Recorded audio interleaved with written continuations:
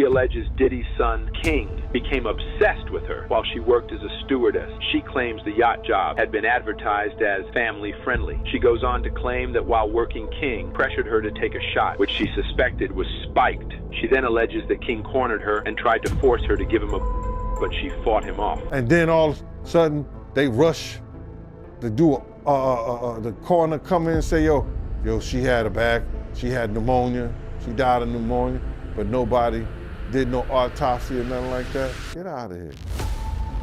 Have her funeral, put her in a gold casket. It takes, what, 2 months to get those gold caskets, had it within a week? Oh, you're a millionaire, I guess you can. You're a multi-millionaire, you can get it that quick. The hits just keep on coming against P. Diddy, with a string of new civil lawsuits filed against the embattled music icon just this week. But Diddy isn't the only one who's facing some major allegations. Two of his sons, Justin and Christian Combs, are both name-dropped in several civil suits that list Diddy as a defendant. And the accusations against them are pretty serious. Kim Porter's death has always been one of the most unsettling mysteries tied to Diddy. A healthy woman, a devoted mother of 3, and someone with no serious medical history suddenly dying of pneumonia. That alone had people questioning everything. But now, with Diddy's legal troubles escalating and the feds allegedly reopening the case, even more disturbing details are surfacing. And the latest twist, Diddy's own son, King Combs, is now being linked to Kim's so-called Gene deal. Diddy's former bodyguard has been one of the loudest voices pushing for the truth about Kim's death.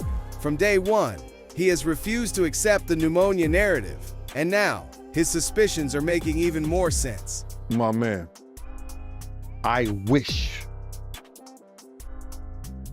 for the sake of Kim's family, because bruh, if you know what I know,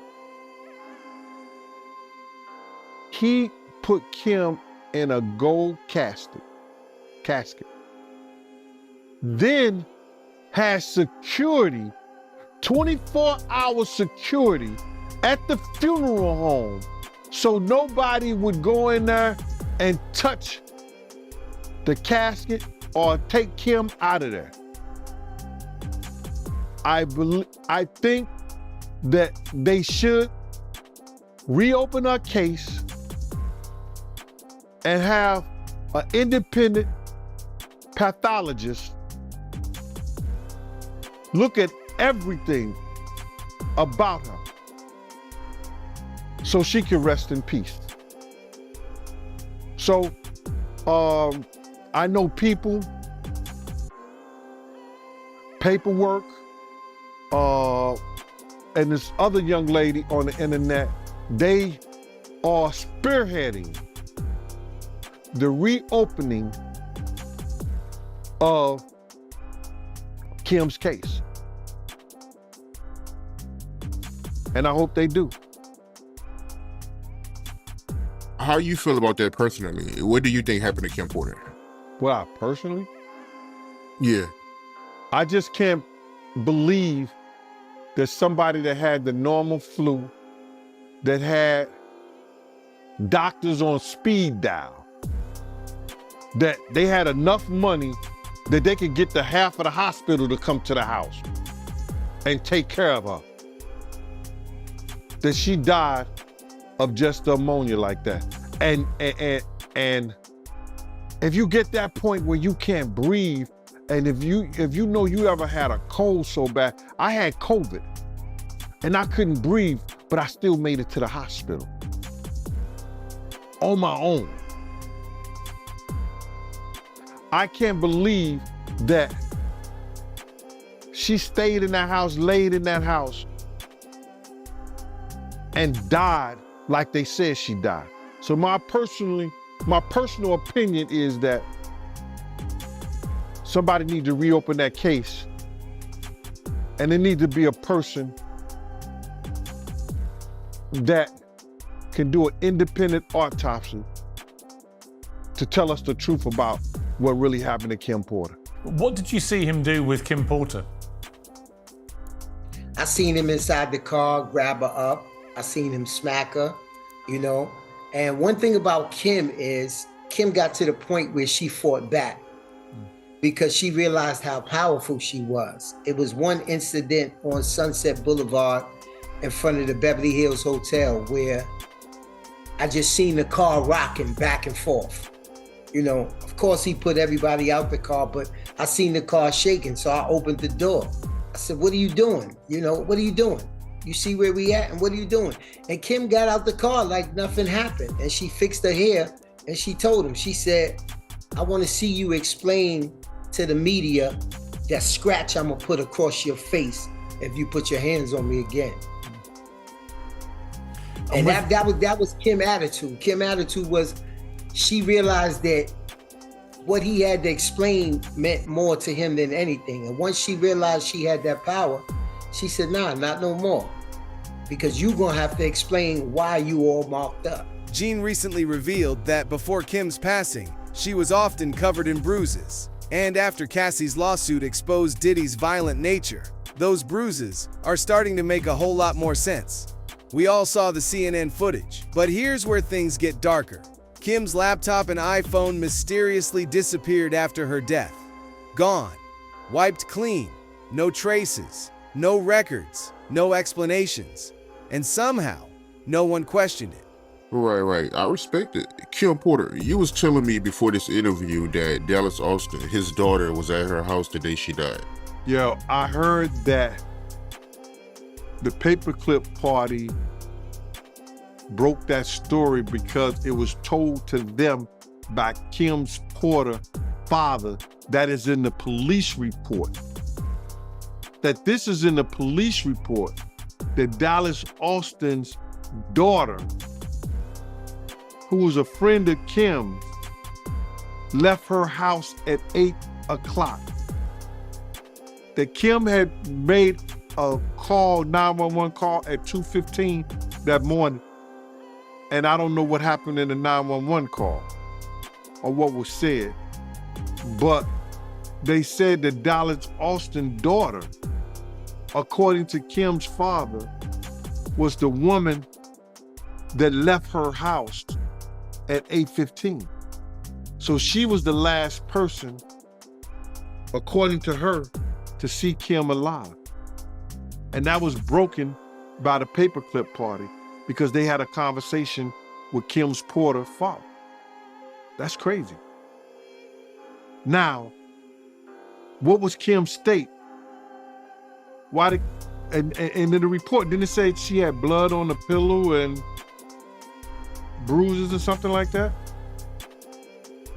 The case need to be reopened, man.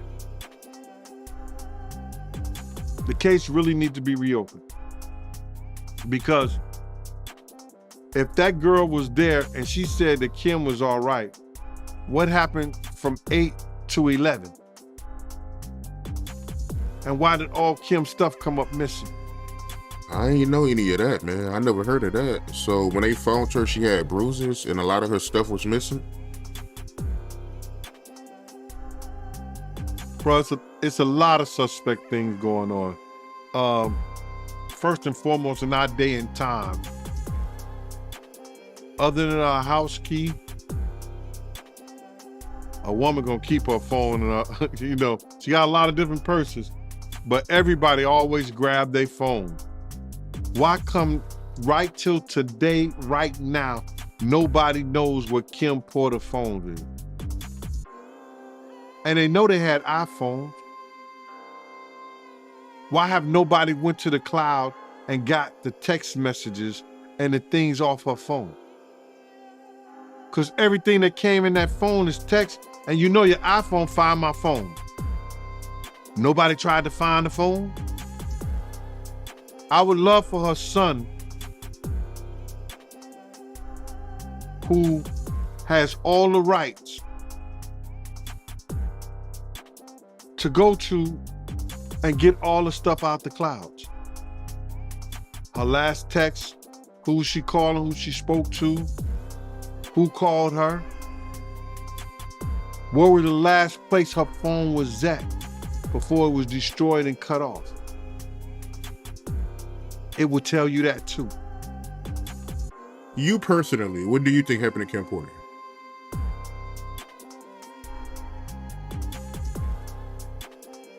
I'm not a medical, nor I was an investigator on that case. I don't believe that an individual with her, I want to say, financial status would lay up in the house and die of pneumonia without a doctor or some kind of medical person responsible. So I think it may have been some, I guess, foul play. But we need to get what the fire department, what the coroners, what the pathologists, and everybody, you know, say. So you feel like she was? I feel that it was some foul play in her death. A lot of foul play. Diddy's manipulation tactics were so masterful that he managed to sweep the most damning details under the rug. Details that should have sent alarm bells ringing from day one. Before Kim's sudden and suspicious death, she and Diddy allegedly had a violent altercation, leaving her covered in bruises, while he was spotted with a bandaged wrist, hinting at something far more disturbing. I want you to look at this photo, right? Check out this photo with Diddy with a medical wrapper on his wrist. What's this after the fight he had with Kim Porter? Yeah, that's the same time, man. Same hand, right hand. If you look at it, it's on his right wrist, right up in there. Kim hit like, it almost severed the artery. He was bleeding like crazy. And that's the reason, and that's when that opioid crisis came out. That's the reason I knew that shit was serious, because that's what got Puff hooked on drugs. Wow, yeah, I got this from a photographer. He said that he took this in 1996 at a 112 video shoot. But for the people that don't know the story, right, let the people know what led to, Kim Porter slashing Puffy wrist with a corkscrew. Right. Well, I was off that weekend because I usually have Puff on Fridays, Saturdays, and Sundays. Friday after work, Saturdays and Sundays. He was staying with Kim the whole weekend, so he said he wasn't going out. He wasn't going to do anything. So I said, cool. He told me I was off. So now I get a call. It's on a Saturday. And it's from Kirk Burroughs and Paul. They're like, yo, Gene, Puff is by himself over at St. Luke's Hospital. I was like, yeah, what happened? They say, yo, Gene, you gotta get over there because ain't nobody, nobody there with him, blase this, that, and the third. So I rush over to St. Luke's Hospital. I see Kim, they in the emergency room. Flash my badge, I go up in there, I ask them what room we in, they let me know, so boom. I see Kim, she's in distress. And you could tell that by her arms being folded, she was like, if I'm describing it, she was in distress herself, whereas that she could have been in pain, she could have been hurting, because I did see a bruise on her face, and I seen bruises on her arm. I seen bruises on her arm and on her hand. And then Puff was sitting in the chair and with the thing wrapped around his arm, telling Kim that this is how I make my living. You could what you call my living. You could mess up my whole living. He was trying to make her feel bad. So I was like, what the F is happening? So I'm just listening to the dialogue between them two. And he's sitting up there blaming her. And then she was like, yo, I told you to stop And then she wouldn't say it. She said, I told you to stop. You wouldn't stop. So then the nurses came in there. He had to have, some kind of surgery and everything like that. And that was it. It was from them fighting. Kim said, because I asked her, Kim said that he wouldn't stop hitting me, and I grabbed the corkscrew and made a mistake and caught him on the wrist. It's a hell of a mistake, Kim. So that's what happened. Wow, and you said that's what got him hooked on drugs? That's what got him hooked. He couldn't get off those pills. Man, he used to meet this little white guy that he would give Puff a bottle of pills like this. Like once, like every 3 to 5 days, you know what I'm saying? Every 3 to 5 days, they would have a pill bottle like this for $1,500. And this little white kid, whatever Puff called him, he was there with him. I don't know where he was getting them from. Maybe his father, he worked at a pharmacy, his father was a doctor or whatever. But this was way before that crisis came in. These was, what they call them? Not Tylenol or codeine, but these were straight, I think codeine or opioids or something like that. While we don't have direct proof linking Diddy's son, King Combs, to Kim's death, the whispers are growing louder. When Diddy was arrested, his kids stood firmly by his side, dismissing every claim about Kim's death as a wild conspiracy theory. And Sean Diddy Combs' kids are speaking out for the first time since the music mogul was taken into custody. 4 of his 7 children released a statement on Instagram saying they want to clear up false rumors about their mother. Meanwhile, a new accuser is coming forward. Senior investigative correspondent Aaron Katursky has the latest. The children of Sean Diddy Combs are speaking out for the first time since their father's arrest last week. 4 of Combs' 7 children writing on Instagram, "We have seen so many hurtful and false rumors circulating about our parents, Kim Porter and Sean Combs' relationship, as well as about our mom's tragic passing, that we feel the need to speak out.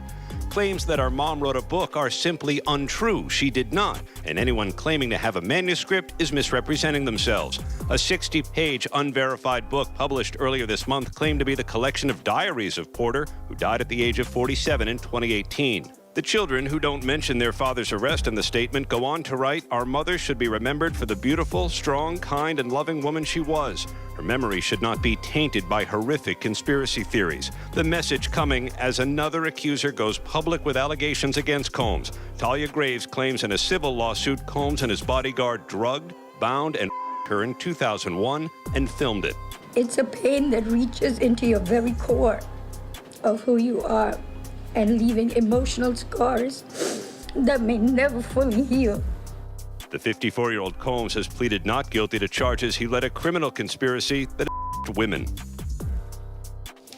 And Aaron Katursky joins me now with more on this. Aaron, how significant is it to have a new accuser making claims like this on camera as Diddy's facing these criminal charges? Well, look, she is detailing in an anguished appearance with her attorney, Gloria Allred, what she said happened to her in 2001 and the lasting impact that she said it had on her, and coming after Sean Combs' arrest on criminal charges perhaps lends some additional credibility because he's already been charged in a racketeering conspiracy that sought out women for. She's also filed a civil suit. Could that affect the criminal case at all? The civil suit is at least the 12th filed against Sean Diddy Combs, and the first one from last November by Cassie Ventura is really what touched off the criminal case that led to Diddy's arrest and subsequent not guilty plea on the 3 criminal counts. Without the civil suit, there are probably not criminal charges against Sean Combs, but all the civil cases are now likely to be paused while the criminal case takes priority. Now, some of Combs' children issued this statement on Instagram, speaking out in defense of their mother, but they didn't really mention their father. What do you make of that? It was an interesting statement coming a little more than a week after Combs' arrest here in New York, and the children seemed quite protective of Kim Porter's legacy because there's this 60-page unverified manuscript online that claims to be Kim Porter's diary entries or a compilation of some of her thoughts. And the children said that it just isn't true. And they didn't want her and her memory commingled with him and the criminal case that he's now facing. And what's next in that case now? He's back in court in early October. For now, he is being housed in protective custody at a federal jail in Brooklyn. He's in a dormitory-style open housing cell with Sam Bankman-Fried, among others.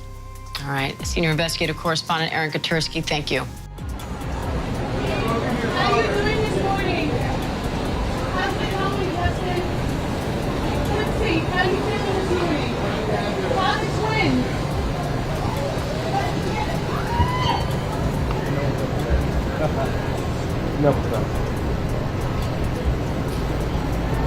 But the parallels between King Combs and his father are eerie. Let's not forget that King Combs was already involved in a lawsuit after a disturbing incident on a yacht. And now, CNN audio recordings have surfaced, suggesting that he might be far more dangerous than we think. New audio has surfaced as part of a lawsuit that accuses Christian Combs, Sean Diddy Combs' son, of sexual assault. The music mogul is not accused of sexual assault in the lawsuit, but is included over allegations of liability and aiding and abetting. The lawsuit cites audio from a makeshift recording studio on the yacht where the alleged happened. This is the latest in a series of lawsuits filed against the rap mogul and businessman. Both men, father and son, deny the allegations against them. CNN national correspondent Camila Bernal joining me live with details on this. Camila, what more are you learning?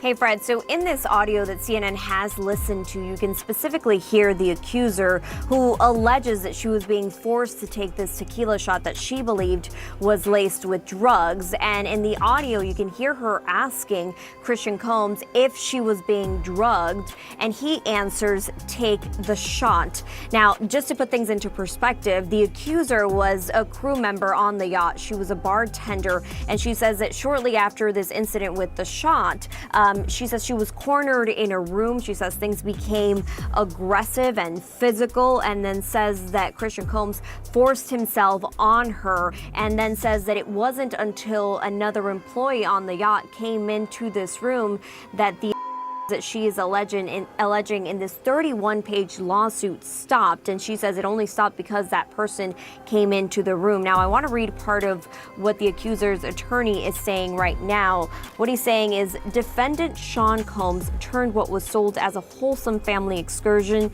into a hedonistic environment. It resulted in an unexpected increase in workload for her and for her colleagues, as well as unwanted exposure to unlawful drug use, work, and general chaos. Now, why are they naming Diddy in all of this? And it is partially because he was leasing that yacht. Now, he is not accused of but he is accused in this lawsuit of liability and aiding and abetting because he was the one renting the yacht. Now, his attorney, or actually the attorney for both men, also speaking out and denying these allegations, saying this complaint is filled with manufactured lies and irrelevant facts. We will be filing a motion to dismiss this outrageous claim. Again, they have continued to say that this is something that they will fight, that they are innocent in all of this, so we'll have to wait and see how this plays out in court, if it gets to court or if it gets settled at some point, which has been the case with a previous lawsuit. But again, we'll have to wait and see what happens as Diddy and his son continue to say they're innocent, and the victims here continue to say that they were Fred. And so while music mogul Combs isn't accused of in the lawsuit, he has been accused of a range of misconduct in other separate lawsuits. How might that play into this? Yeah, as I mentioned, one of the lawsuits was settled, but there are others that are currently pending, right? And so there's a lot of the details that we've learned, and attorneys say that there's audio and video of these alleged crimes, or at least some of the alleged crimes. You're seeing some of those cases there. The one with Cassie was the one that was settled, but there are other ones that we'll still have to wait and see how they play out. And of course, we all saw just last month as Diddy's homes in both Miami and Los Angeles were the target of a federal investigation, and we saw that all play out on video last month. But again, it's important to point out that Diddy continues to say that he is innocent. They said this was a gross overuse of military level force, and they say that he is innocent and will continue to fight to defend his name. And just when you think this couldn't get any darker, Gene Deal dropped an earth-shattering bombshell. Kim's casket was reportedly ordered 2 months before she even died. Now tell me, who pre-plans a funeral for someone who's perfectly healthy? This isn't just a red flag. It's a crime scene waiting to be uncovered. You heard about Albie Shore increasing his security? You know, I spoke to Al a couple of times, and he texted me a couple of times too. I think knowing the history of them two, if he did increase his security, he have every right to. And I believe that Al knows that Puff has some powerful people, or has some powerful people around him, and some people doing some things for him that could danger his life. His life could be in danger. I don't think nobody would be paying for some security if they didn't think their life was in danger. So I could see Al doing that. I understand why Al is doing that. And I just wish them all the luck. You gotta realize, man, Kim's death wasn't even investigated, bro. Her death wasn't even investigated. And it should have been a proper investigation so all the family members can feel like that there was no foul play in her death. How is it that you know how we are as a people? I don't believe that 10% of your viewers that's watching this don't keep their phone when they go to sleep in arm reach. How is it that there was no electronic products or gadgets around Kim's bed? Her laptop missing, her cell phone's missing. Everything is missing that she could get in touch with her little girls if they not at home, or her friends or family. All that's missing. How is it that, and this is her say,